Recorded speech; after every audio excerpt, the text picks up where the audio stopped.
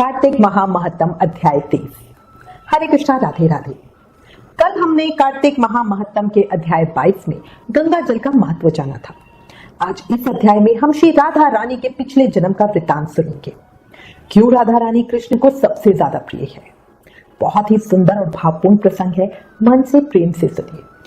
23वां अध्याय वर्णन राधा कृष्ण प्रेम जान, पढ़ने सुनने से इसके हो जाता कल्याण। राजा पृथु नारद जी से पूछने लगे, हे नारद जी, सब गोपियों में राधा जी श्री कृष्ण को अधिक प्रिय क्यों है तथा कार्तिक मास में भगवान के साथ उनकी पूजा ही क्यों होती है?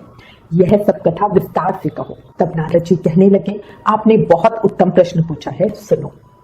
पहले मनवतर में पांचाल देश में प्राचीन विहि नाम का राजा था। उसने भगवान विष्णु का अति विशाल मंदिर बनवाया। उस मंदिर में नित्य ही बड़े विधि विधान से भगवान का पूजन हुआ करता था। उसी गांव की एक अति सुंदर स्त्री प्रेम से विहल हो भगवान के सामने बड़ा ही मनोहर नृत्य किया करती थी। उसके मन में सदैव यही लालसा लगी रहती थी कि वह इसी तरह भगवान के गले में बाहें डालकर नृत्य करती रहे। वह भगवान के प्रेम में उन्मत्त थी। उसके चित्त में सदैव भगवान का स्मरण रहता। उसे भगवान के सिवा कुछ अच्छा नहीं लगता। उसने अपना समस्त धन गरीबों में बांट दिया और मंदिर में ही रहकर अपने आप को पूरी तरह से भगवान को समर्पित कर दिया। उसका प्रेम भगवान के लिए बहुत शुद्ध था। इसी प्रेम पीड़ा में उसने अपने प्राण त्याग दिए। दूसरे जन्म में वह सुंदर देवांगना चंद्रकीर्ति बनी। एक दिन दर्पण में अपना अद्भुत रूप लावण्य देखकर मन ही मन कहने लगी कि सिवाय भगवान के मेरा और कोई पति नहीं हो सकता। ऐसा विचार कर भगवान की मूर्ति में अपना मन लगाकर नृत्य करने लगी।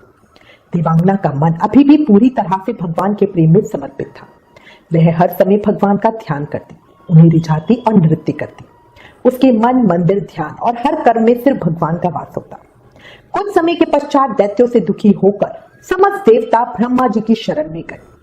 तब ब्रह्मा जी ने भगवान विष्णु के कृष्ण अवतार लेने का संपूर्ण वृतांत देवताओं को सुनाया और उनको आज्ञा दी कि देवता ग्वाल बाल और देवांगनाएं गोपियों के रूप में जन्म लेकर भगवान की सेवा करें। चंद्रकीर्ति जो देवांगना के रूप में थी, ब्रह्मा जी से प्रार्थना करके बोली, हे ब्रह्मा जी, आपको मेरे पूर्व जन्म का भान है। ये समय मेरे मनोरथ पूर्ण होने का है। कृपया आज्ञा दे जिससे मैं भगवान के साथ नृत्य कर सकूं। तब ब्रह्मा जी उसकी प्रार्थना और उसके भगवान के प्रति प्रेम से प्रसन्न होकर उसको वरदान देते हुए बोले, तुम नंदग्राम में वृषभानु गोप के घर में राधा नाम से जन्म लेकर सब गोपियों से अधिक भगवान को प्रिय होगे और भगवान तुमको अपने प्राणों से भी अधिक प्रिय समझेंगे तथा रासो उत्सव में तुम उनके साथ नृत्य करोगी। इस प्रकार तुम्हारा पूर्व मनोरथ पूर्ण होगा। नारद जी कहते हैं, सो ब्रह्मा जी के वचनों को सत्य करने के लिए और देवांगना चंद्रकीर्ति के प्रेम, अश्रु और उसकी मनोकामना पूर्ति के लिए भगवान ने श्री कृष्ण अवतार में राधा जी के साथ रासो उत्सव में नृत्य किया और उनको प्राणों से अधिक प्रिय समझा। यही हमारे अध्याय 23 का विराम। आज हम 2 अध्याय सुनेंगे। अब आपको अध्याय 24 सुनाती हूँ। लिखवाओ निज दया से सुंदर भाव बताकर, कार्तिक मास 24 अध्याय सुनो सब ध्यान लगाकर। राजा पृथु नारद जी से बोले, हे नारद जी, मैं श्री राधा रानी के पिछले कर्मों का वृतांत सुनकर धन्य हो गया। अब आप कृपया कर मुझे भगवान के पार्षद जय विजय के विषय में बताएं। उन्होंने क्या कर्म किए थे कि वो भगवान के पार्षद हुए? देव ऋषि नारद जी ने कहा, हे राजा पृथु, पूर्व काल में तृणबिंदु की कन्या देवहूति के गर्भ से महर्षि कदम की दृष्टि मात्र से 2 पुत्र उत्पन्न हुए। उनमें से बड़े का नाम जय और छोटे का नाम विजय हुआ।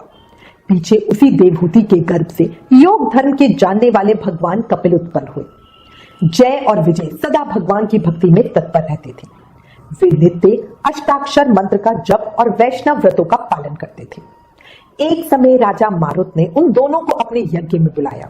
वहां जय ब्राह्मण बनाए गए और विजय आचार्य। उन्होंने यज्ञ की संपूर्ण विधि पूर्ण की।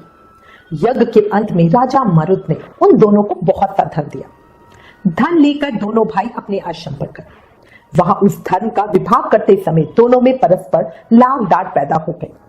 जय ने कहा, इस धन को बराबर बराबर बांट लिया जाए। विजय का कहना था, नहीं, जिसको जो मिला है वह उसी के पास रहे। तब जय ने क्रोध में आकर लोभी विजय को श्राप दिया, तुम ग्रहण करके देते नहीं हो, इसलिए ग्रह अर्थात मगरमच्छ हो जाओ। जय के शाप को सुनकर विजय ने भी शाप दिया, तुमने मद से भ्रांत होकर श्राप दिया है, इसलिए तुम मतंग अर्थात हाथी की योनि में जाओ। तत्पश्चात उन्होंने भगवान से श्राप निवृत्ति के लिए प्रार्थना की। श्री भगवान ने कहा, तुम मेरे भक्त हो, तुम्हारा वचन कभी असत्य नहीं होगा। तुम दोनों अपने ही दिए हुए इन श्रापों को भोग कर फिर से मेरे धाम को प्राप्त होगे। ऐसा कहके भगवान विष्णु अंतर्ध्यान हो गए। तदंतर वे दोनों गंड नदी के तट पर ग्रह और गज हो गए। उस योनि में भी उन्हें पूर्व जन्म का स्मरण रहा और वे भगवान विष्णु के व्रत में तत्पर रहे।